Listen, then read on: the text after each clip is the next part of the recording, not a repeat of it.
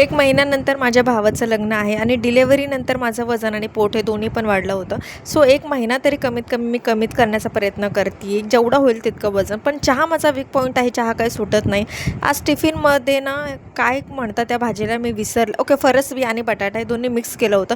1 तास झाला याला झोपवते, पण हा काही झोपत नाही आणि पाऊस तर पडतोच आहे, पण त्यामध्ये आमच्या पाण्याची वेळ ना विचारू नका. रात्री तर येऊन गेला आहे, परत पुन्हा आता सकाळी आला आहे आणि ह्याच्यामुळे माझी अवस्था ना काही अशी होऊन जाते. आणि घरातलं बाकीच्या सगळं काम पण रखडून जातात ह्या पाण्यामुळे. बरं, हा झोपला म्हणून मी तोपर्यंत माझी सगळी कामं आवरून घेतली आणि सकाळी पण नाश्ता केला नव्हता. म्हटलं दुपारचं जेवण जेवून घेऊया.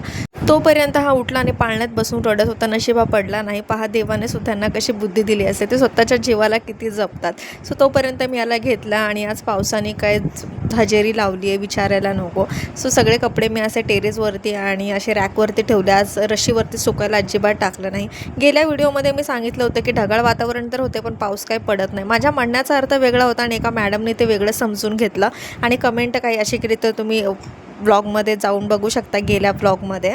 असो, माझ्या पर्सनल आयुष्यातसुद्धा हे असंच काहीसं चालू आहे. मी म्हणते एक आणि समोरचा व्यक्ती समजून घेतो आहे. खेकडे आणले, आमच्या इथं आदिवासी लोकं राहतात, त्यामुळे असे भेटतात, तर दारावरती आले होते आणि घेतले, पण मी ते खात नाही. सो चहा केला. संध्याकाळचे 5 वाजले होते आणि हे जी काही दिसते ना ती घाण नाही आहे. कुकर लावलं होतं, त्यामुळे कुकरचं पाणी जास्त होतं, ते सांडलेलं आहे. सो चहा पिला छान. सो भेटूया पुढच्या व्लॉग.